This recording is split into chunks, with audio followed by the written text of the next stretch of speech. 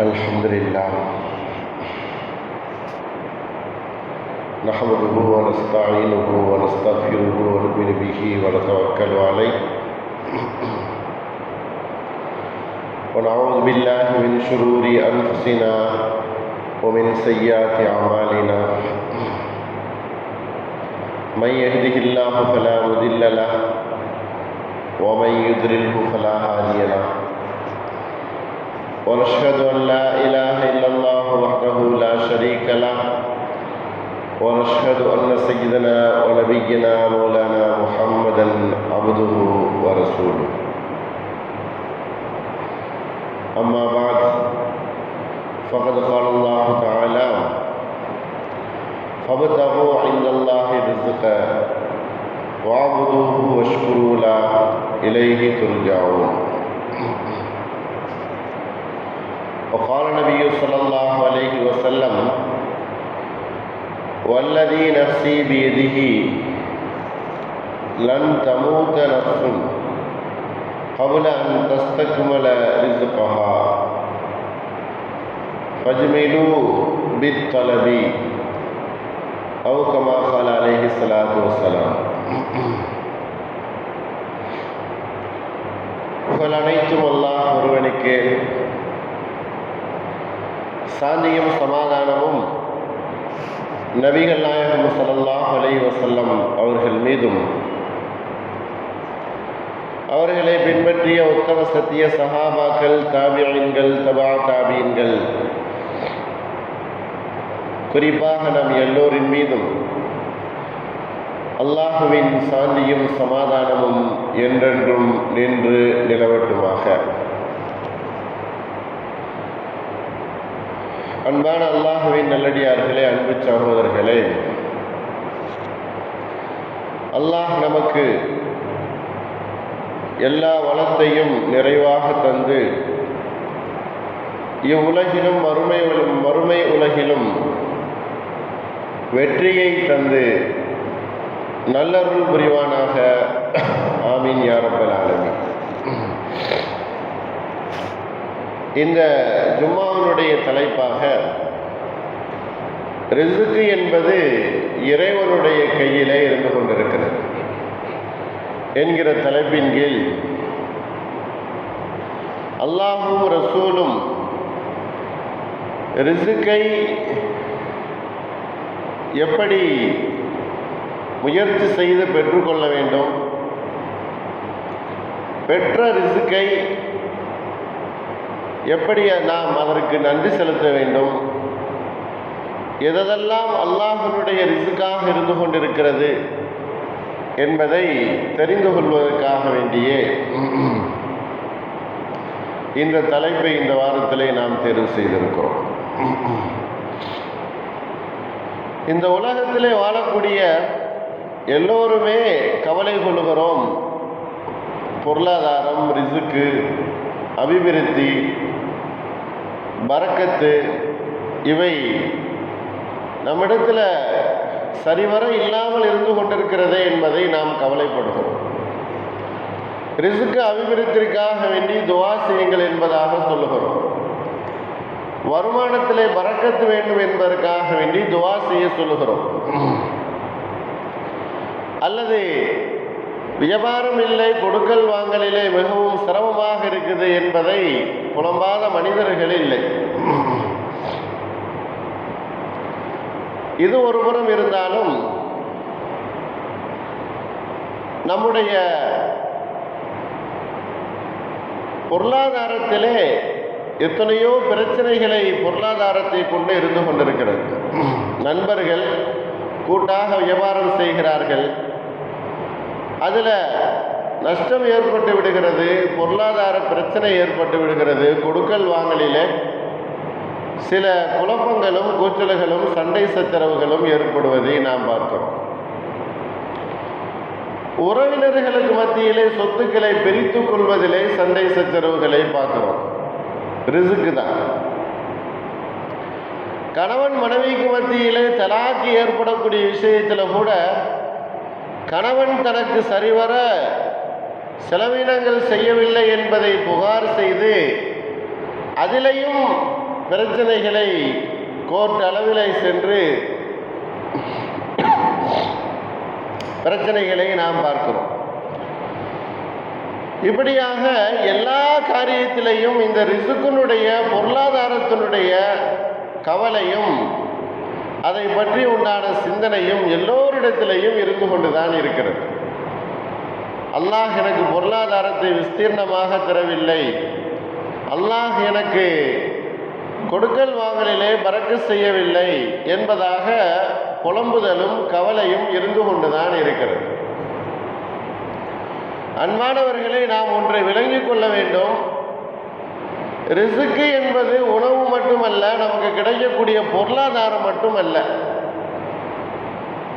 நாம் உறங்கக்கூடிய, நாம் இனிமேல் கிடைக்கக்கூடிய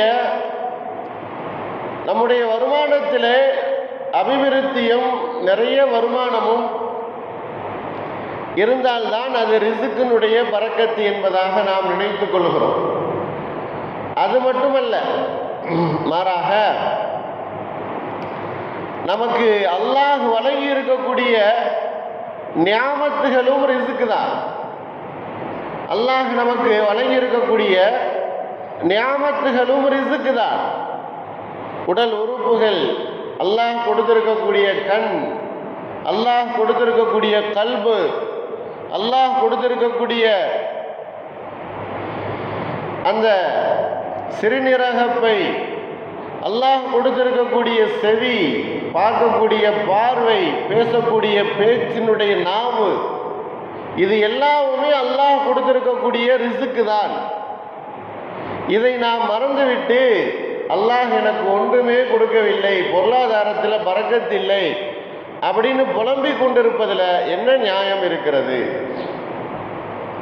அல்லாஹ் நமக்கு கொடுத்திருக்கக்கூடிய இந்த ஞாபகத்திற்கு நன்றி செலுத்த ஆரம்பித்தால் வாழ்நாள் பூராவும் நாம் நன்றி செலுத்தி முடிக்க முடியாது.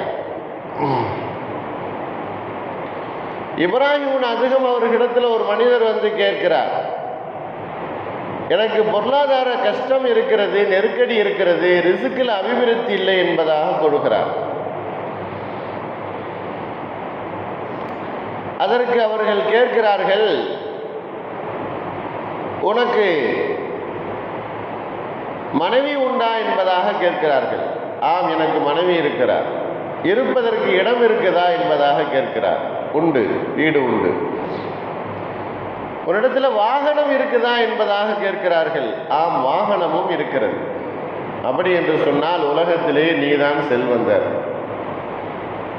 அவர் சொல்லுகிறார், மீண்டும் எனக்கு அடிமையும் உண்டு என்பதாக சொல்கிறார். அப்படி என்று சொன்னால் நீதான் உலகத்திலேயே பெரிய அரசன் என்பதாக சொல்கிறார். சராசரியாக இது நம்மிடத்துல இருந்து கொண்டுதான் இருக்கிறது. வாகனம் இருக்கிறது, இருப்பிடம் இருக்கிறது, மனைவியை அல்லாஹ் கொடுத்திருக்கிறான், பெரிய செல்வந்தர் நாம். இதை நாம் பொருட்படுத்தாமல் கிடைக்காத ஒன்றுக்கு, நமக்கு அல்லாஹ் கொடுக்கக்கூடாது என்று வைத்திருக்கக்கூடிய ஒன்றை ஆசைப்பட்டு எனக்கு அது கிடைக்கல என்பதை நாம் புலம்பி தள்ளுகிறோம். இது தவிர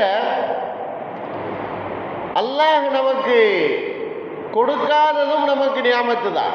நாம் அல்லாஹ்விடத்தில் கேட்டோம், அல்லாஹ் நமக்கு அதை கொடுக்கல, அதுவும் நியாமத்து தான் நமக்கு.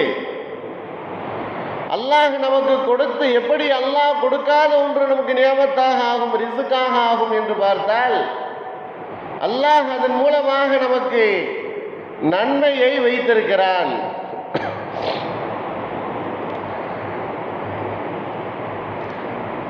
ரிசுக்கு என்பது ஒன்று அழியக்கூடியது, இன்னொன்று அழியாது. ரிசுக்கு ரெண்டு வகை இருக்கிறது. ஒன்று அது அழிந்து போகும் இந்த உலகத்தோடு, மற்றொன்று அழியாத ஒன்று. உலகத்தில் நாம் எதெல்லாம் நன்மைகளாக சேர்க்கிறோமோ மறுமை நாளுடைய சேமிப்பாக, அதுவும் நமக்கு ரிசுக்கு தான். அது அழியா ரிசுக்கு. இந்த உலகத்தில் நாம் அனுபவிக்கக்கூடியது அனைத்துமே அது அழிந்து போகக்கூடியது. அப்ப ரெண்டு ரிசுக்கை நாம் பார்க்கிறோம். ஒன்று உலகத்தில் அழிந்து போகக்கூடியது, மற்றொன்று மறுமையில் நமக்கு அழியாமல் நிலைத்து நன்மையை தந்து நமக்கு சொர்க்கத்திற்கு செல்லக்கூடிய ஒன்று. ஆகையினால்தான் அல்லாஹ் குர்ஆன்ல சொல்லுவான், வலல் ஆகிரத்து கைருல் லக மினல் ஊலா. இந்த உலகத்தில் கிடைத்த நியாமத்துகளை விட மறுமையில் நீங்கள் சேமித்து வைத்திருக்கிறீர்களே நன்மைகளால், அதுதான் சிறந்தது. இந்த உலகத்தில் நீங்கள் பெற்றுக்கொண்ட நியாமத்துகளை ரிஸ்கை விட மறுமையில் நீங்கள் சேகரம் பண்ணி இந்த உலகத்தில் கிடைக்காமல் போனதே அது மிகப்பெரியது, சிறப்பானது என்பதை அல்லாஹ் வலல் ஆகிரத்து கைருல் லக மினல் ஊலா, நீங்கள் உலகத்தில் இருக்கும்போது முதலாக கிடைத்ததே அதை விட சிறந்ததே இரண்டாவது மௌத்துக்கு பின்னால் மறுமையிலே கிடைக்கக்கூடியது என்பதை அல்லாஹ் திருமறையிலே சொல்லி காட்டுகிறான். இமாம் ஹசன் பஸ்ரி அவர்களிடத்தில் மக்கள் வந்து கேட்குறாங்க, இமாம் அவர்களே, எங்களுக்கெல்லாம் உலகத்தை பற்றி உண்டான நிறைய கவலைகள் இருக்குது. எங்களுடைய பிள்ளைகள் விஷயத்தில், எங்களுடைய மனைவிமார்களுடைய விஷயத்தில், பொருளாதார விஷயத்தில் எங்களுக்கு நிறைய கவலைகள் இருந்து கொண்டிருக்கு. ஆனால் உங்களுக்கு ஒன்றுமே அதை பற்றி உலக கவலையே இல்லையே, என்ன காரணம் என்பதாக மக்கள் இமாம் ஹசன் பஸ்ரி அவர்களிடத்தில் கேட்கும் பொழுது அவர்கள் சொல்லுகிறார்கள், உலகத்தில் நான் நிம்மதியாக வாழ்வதற்கு 4 விஷயங்கள். உலகத்தில் நான் நிம்மதியாக வாழ்வதற்கு 4 விஷயங்களை நான் கடைபிடிக்கிறேன். முதல் விஷயம், எனக்கு வரக்கூடியது, எனக்கு கிடைக்கக்கூடியது, என்னுடைய பெயர் எழுதியிருக்கக்கூடிய எதுவாக இருந்தாலும் அது அடுத்தவர்களுக்கு போகாது. என்னுடைய நியத்து, என்னுடைய எண்ணம், எனக்கு எதெல்லாம் அல்லாஹ் நாடி இருக்கிறானோ உலகத்தில் அதில் எதுவுமே என்னை விட்டு போகாது, அது எதுவுமே என்னை விட்டு அகலாது என்று சொன்னால் நபி ஸல்லல்லாஹு அலைஹி வஸல்லம் அவர்கள் சொல்லுவார்கள், ஜிப்ரீல் அலைஹிஸ்ஸலாம் அவர்கள் ஒரு தடவை என்னிடத்தில் வந்து என்னுடைய காதிலே அவர்கள் சொல்லிவிட்டு சென்றார்கள். என்னவென்று சொன்னால், லன் தமூத்து நஃப்ஸும் கப்ல அன் தஸ்தக்மல ரிஸ்கஹா, ஒரு மனிதனுக்கு மௌத்து வராது அவனுடைய ரிஸ்க் நிறைவு வருவதற்கு முன்னால். ஒரு மனிதனுக்கு மௌத்து வராது, அந்த மனிதனுக்கு ரிஸ்க் முறிவடையாமல், நிறைவு பெறாமல், ரிஸ்க் என்பது அந்த மனிதனுக்கு கொடுக்கப்படாமல் மௌத்து வராது. அப்போ ஒரு மனிதனுக்கு மௌத்து வருகிறது என்று சொன்னால் அதற்கு முன்னதாகவே அந்த மனிதனுடைய ரிஸ்க் கொடுக்கப்பட்டு விட்டது.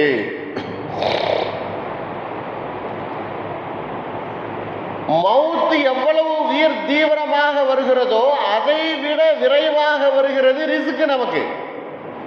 ஒரு ஹதீஸ்ல நபி ஸல்லல்லாஹு அலைஹி வஸல்லம் அவர்கள் சொன்னார்கள், அதிகமாக விரைந்து வரக்கூடியது மௌத்து, அதைவிட விரைந்து வருகிறது மனிதனுடைய ரிஸ்க்.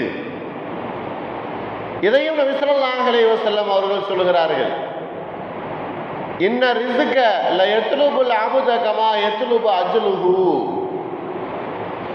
அவனுடைய வாழ்நாள் நிறைவடைவதை எப்படி அது தேடி வருகிறதோ அதுபோல ரிஸ்க்கும் மனிதனை தேடி வந்துவிடும். இமாம் ஹசன் பஸ்ரி அவர்கள் சொல்லுகிறார்கள், என்னுடைய உணவும் என்னுடைய ரிஸ்க்கும் என்னுடைய நியாமத்தும் எனக்காக வேண்டி இருக்கக்கூடியது, அடுத்தவர்களுக்கு அது போகவே போகாது என்பதை நான் உறுதியோடு இருக்கிறேன். இரண்டாவது விஷயத்தை நான் செய்து வருகிறேன். எனக்கு கடமையாக்கிய கடமைகள் நான் தான் அதை செய்ய வேண்டுமே தவிர எனக்காக வேண்டி அடுத்தவர்கள் செய்ய முடியாது. தொழுகையாக இருக்கட்டும், நோன்பாக இருக்கட்டும், இன்ன பிற அமல்களாக இருக்கட்டும், அது எனக்கு கடமையாக்கப்பட்டிருக்கு, அதை நான் தான் செய்ய வேண்டும். வேறு யாரும் என்னுடைய கடமையை செய்ய முடியாது. அதை நான் சரியாக செய்து வருகிறேன். என்னுடைய கடமையை அல்லாஹ் எது எனக்கு கடமையாக ஆக்கியிருக்கிறானோ அந்த கடமையை நான் சரியாக செய்து வருகிறேன். இரண்டாவது. மூன்றாவது விஷயத்தை சொன்னார்கள் இமாம் ஹசன் பஸ்ரி அவர்கள், அல்லாஹ் எப்பொழுதும் என்னை பார்த்து கொண்டிருக்கிறான். நான் பாவம் செய்ய மாட்டேன்.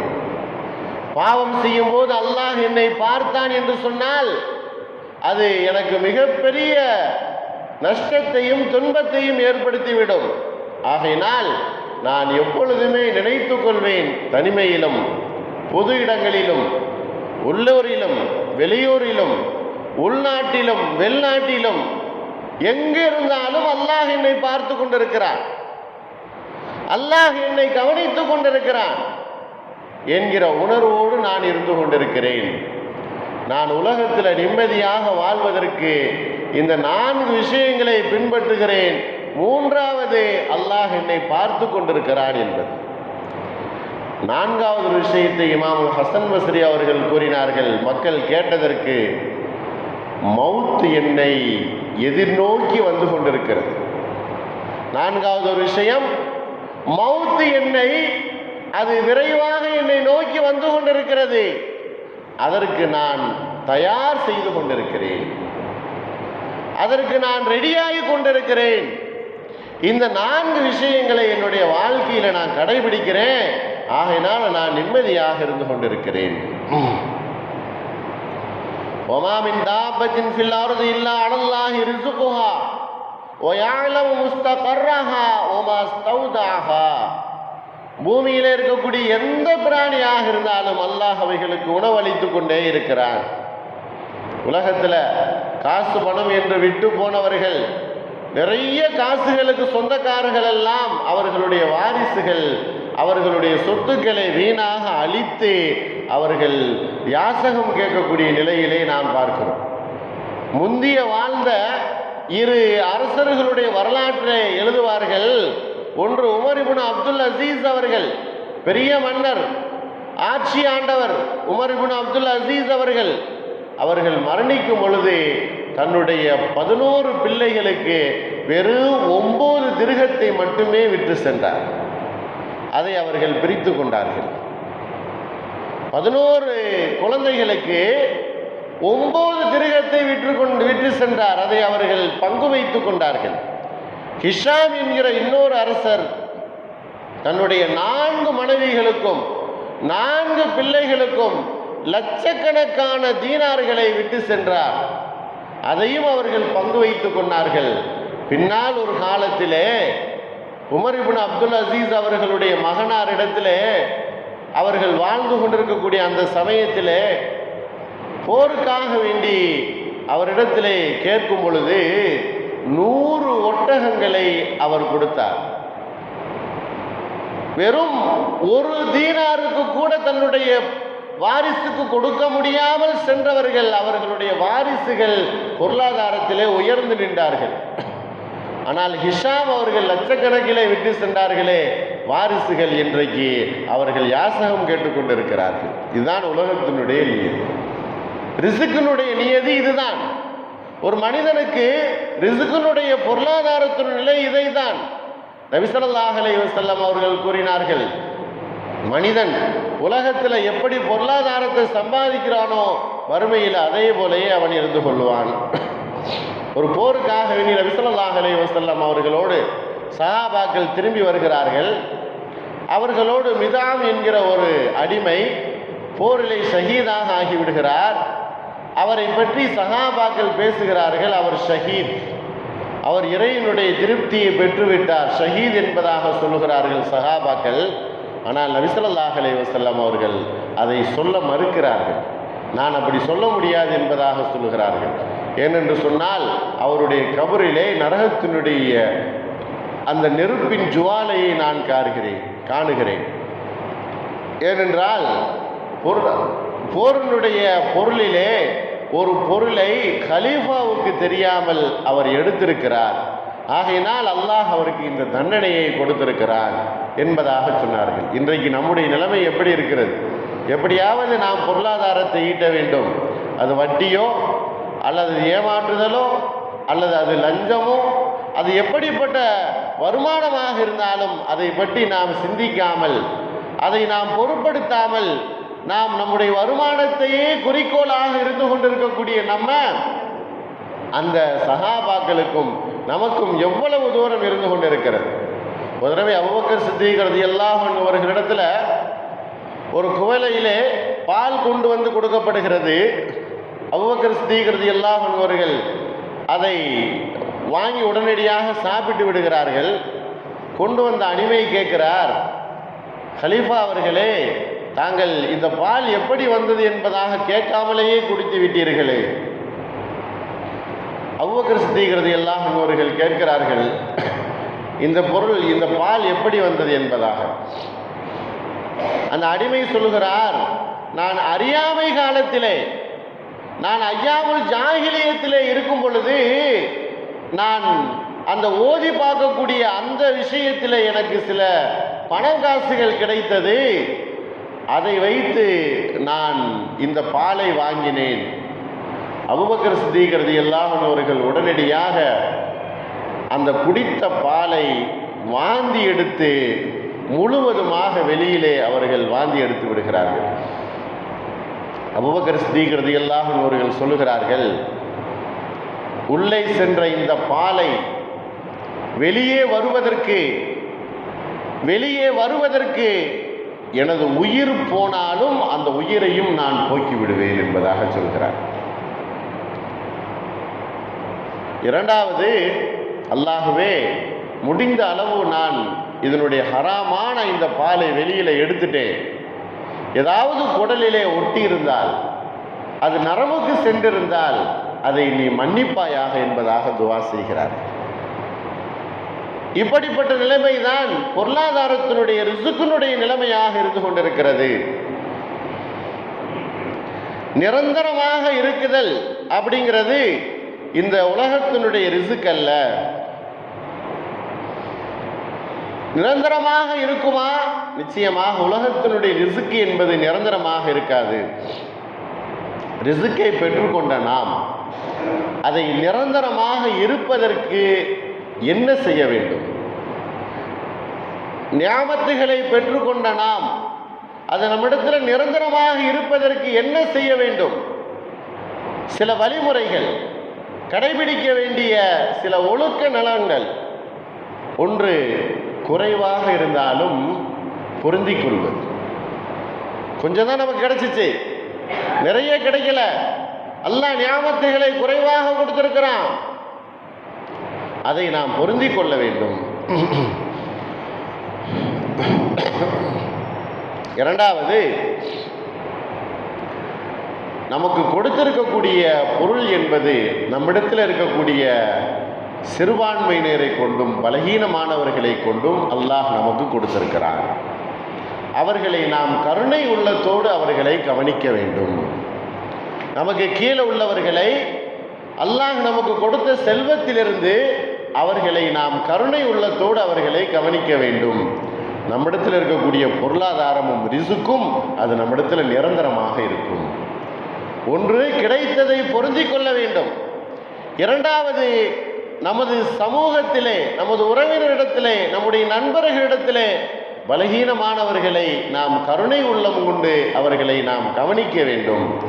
நம்மிடத்தில் கிடைத்திருக்கக்கூடிய ரிசுக்கு அது நம்மிடத்தில் நிரந்தரமாக இருக்கும். மூன்றாவது, தொழுகையிலே நாம் உள்ளச்சத்தோடு இருக்க வேண்டும்.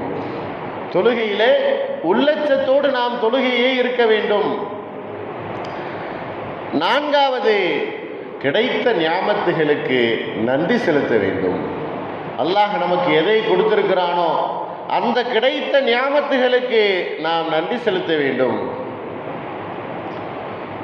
உலகத்திலே மனிதர்களிடத்திலே கையேந்தி கொண்டிருக்கக்கூடியவர்கள் கடைசி வரையிலையும் கையேந்தி கொண்டே இருப்பார்கள். அல்லாஹ்விடத்திலே கையேந்துபவர்கள் நிச்சயமாக அவர்கள் நிம்மதியுடையவர்களாக இருப்பார்கள். அல்லாஹ்விடத்தில் கையேந்தக்கூடியவர்கள் ஒருபோதும் மனிதர்களிடத்திலே கையேந்த மாட்டார்கள்.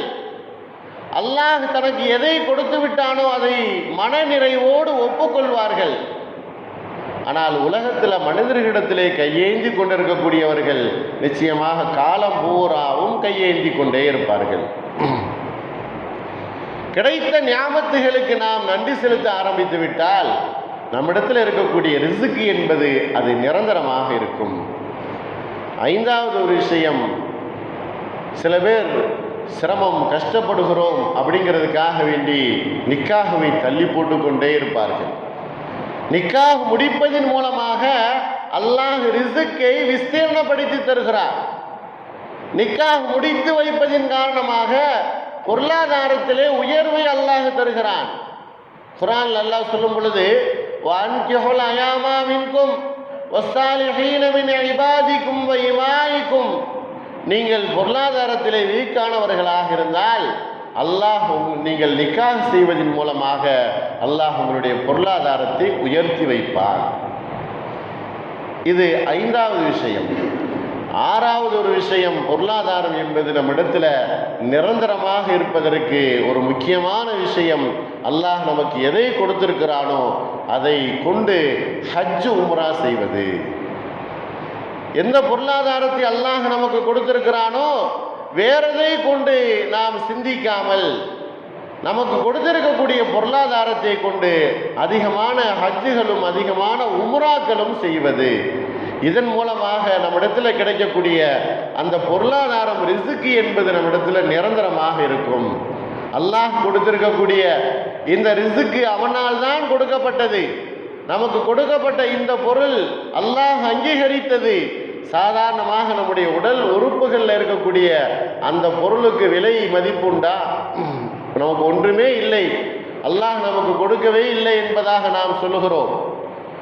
ஒரு 10 லட்சம் ரூபாய்க்கு உங்களுடைய கண்ணை கொடுத்துருங்க அப்படின்னு கேட்டால் நாம் யாராவது கொடுப்போமா? ஆனால் நம்முடைய உடல் உறுப்புகளுக்கு அல்லாஹ் கொடுத்திருக்கக்கூடிய மதிப்பு என்பது மிகப்பெரிய மதிப்பு. அதை வைத்து கொண்டு அல்லாஹ் எனக்கு ஒன்றுமே கொடுக்கவில்லை என்பதாக நாம் கூறிக்கொண்டிருக்கிறோம்.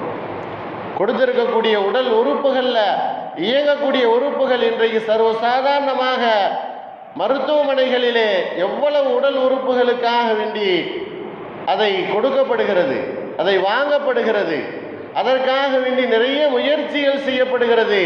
இருந்தாலும் அதை நம்மால் பரிபூர்ணமாக கிடைத்து கொள்ள முடியவில்லை. அப்படிப்பட்ட பாக்கியங்களை நாம் பெற்றெடுக்கிறோம். ஆகையினால் அதற்கு நாம் நன்றி செலுத்த வேண்டும். நம்மிடத்தில் இருக்கக்கூடிய பொருளாதாரத்தினுடைய நிலை நிரந்தரமாக இருப்பதற்கு இந்த விஷயங்களை நாம் கடைபிடிக்க வேண்டும். அல்லாஹ் இந்த உலகத்தில் வாழும் பொழுது நிறைவானவர்களாக, நிம்மதியானவர்களாக, மறு உலகிலே மிகவும் நல்லதொரு வெற்றி பெற்றவர்களாக வல்ல ரஹ்மான் எல்லோரையும் ஆக்கி அருள் புரிவானாக. வாஹிரு தாவானான் அல்ஹம்துலில்லாஹி ரப்பில் ஆலமீன். அஸ்ஸலாமு அலைக்கும் வரஹ்மத்துல்லாஹி வபரகாத்துஹு.